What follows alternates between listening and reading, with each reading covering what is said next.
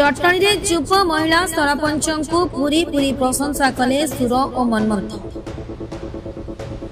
खोर्धा जिला जटणी ब्लॉक अंतर्गत पदनपुर पंचायत युव महिला सरपंच हेले अहल्या नायक। अहल्या उच्च शिक्षिता होइतिबा बेले चाकरी किंबा व्यवसाय इत्यादि पछर न गोड़ाई जनसेवा को बाछि नेछि। से पदनपुर पंचायत सरपंच होई बेस लोकप्रिय नेत्री भावे परिचित। से पदनपुर पंचायत रे बहु उन्नतिमूलक तथा जनकल्याणकारी कार्य करिसेंति। से क्रम रे से भीमपुर रे एक रोष घर और पंचायत कार्यालय परिसर रे एक लाइब्रेरी गृह निर्माण करी आज पंचायत बासिंदा को भेटी देइछेंति। एई दुईटी गृह उद्घाटन समय पूर्वतन मंत्री तथा जटणीर पूर्वतन विधायक सुर राउतराय और तांको सान पुओ तथा पीजेडी नेता मनमंथ राउतराय घटनास्थल रे उपस्थित रही सरपंच अहल्या को भूरी भूरी प्रशंसा करने सहित कही all the best Ahalya. Jatni Pradeep Kumar माठा कथार कही जदि शिक्षित पुओ झी बापर हुए तार कौन असुविधा हुए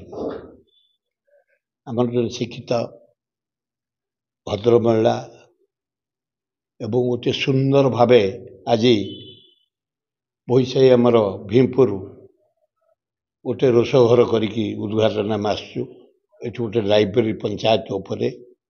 पदनपुर पंचायत नेतृत्व में बहुत सुनाम अर्जन करिछि। बहुत बढ़िया प्रोजेक्ट जनहितकर प्रोजेक्ट सब कराई महिला मान सुजोग सृष्टि कर लाइब्रेरी कही ये अनुष्ठान सब करी सरकार जो योजना से योजना को लोकों पाखे पहुँचाई आमर जेते वार्ड मेंबर जेते मेंबर समस्त की धन्यवाद। अहल्या नायक नेतृत्व में ये पंचायत सुंदर काम चली निष्ठार सह चली जनसेवा जनसाधारण जो योजना भारत सरकार योजना और ओडिशा सरकार योजना उभय को लोकों पाए पहुँचाई पार्टी अहल्या नेतृत्व में धन्यवाद। मु बहुत गर्वित जे आम जहाँ लक्ष्य रखिकी आगु को जबे अहल्या को आम रिक्वेस्ट करथिलु जे से राजी नथिले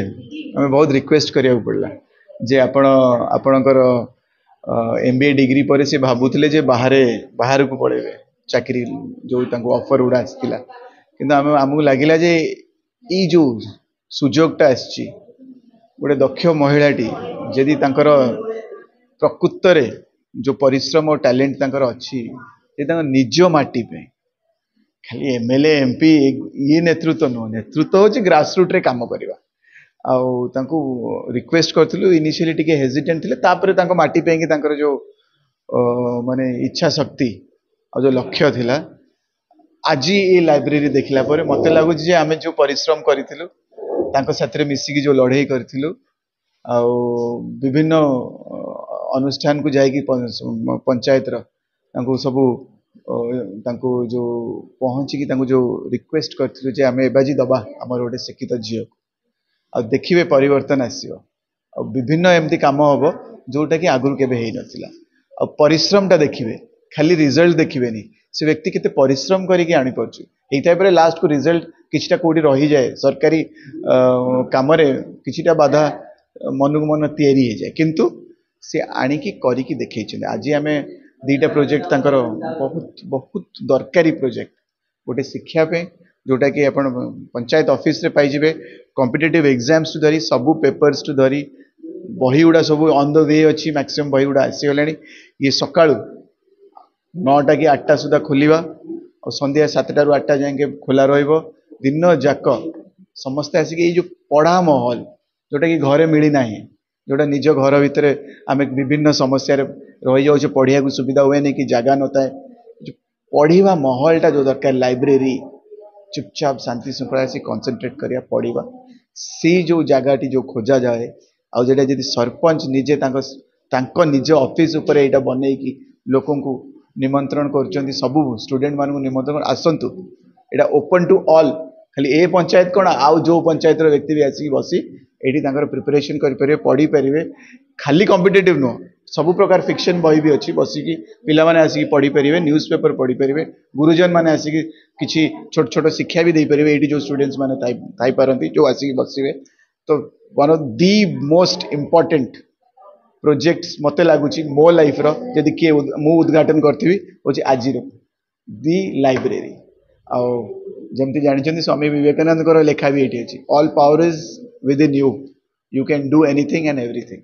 आसतु शिक्षा नियंतु आम भौणी अहल्या को अहल्या परिश्रम आ दूरदृष्टि गोटे अप्रिसिएसन दिंतु आ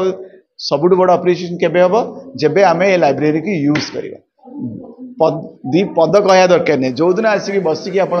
बही टी पढ़ले टी नॉलेज गेन कले से ही आशीर्वाद तो ऑल द बेस्ट अहल्या ये गोटे तुम उदाहरण सारा राज्य जानतु जे आम महिला आम झी आम भौणी मैंने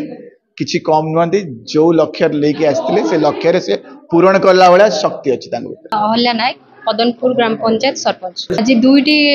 कार्य आमर उद्घाटन होता गोटे है भीमपुर थानपति रोषघर एवं ग्राम पदनपुर पंचायत लाइब्रेरी रूम आसते आमर पूर्वतन विधायक सुरेश कुमार राउतराय एवं आम भाई समस्त भाई मनमोहन भाई बाबिना भाई आसते प्रथम तो मो भाई की धन्यवाद जनइबी मत सब कहते किसी यूनिक प्रोजेक्ट करूँ जमती कि लोक मैंने अट्राक्शन हे लोक मैंने यूज करें से धन्यवाद जनइबी भाई की बहुत बहुत धन्यवाद भाई आसिक आम ग्रहण आसिक पहुँची video conference room main room जहाँकि वार्ड मेंबर माने मीटिंग करने असुविधा होता ये जो लाइब्रेरी एवं अच्छी यही रूम रे आम करूँ मीटिंग तो टिके लाइट भी प्रोब्लेम थिला फैन भी प्रोब्लेम थिला सब प्रोब्लेम थिला रूम रे भी बेसी फैसिलिटी नथिला तो तले वीडियो कॉन्फ्रेंस रूम टे करिलु तापरे एटा लाइब्रेरी रूम रे हमें कन्वर्ट करेलु चेष्टा तो चली लोक मान खुशी करिया पई लोक मान काम करिया पई देखा जब मु बाबूजी हमें सब खुशी हो ना नहीं भाई माने भौणी माने खुशी समस्त खुशी थिबे देखा जो कोन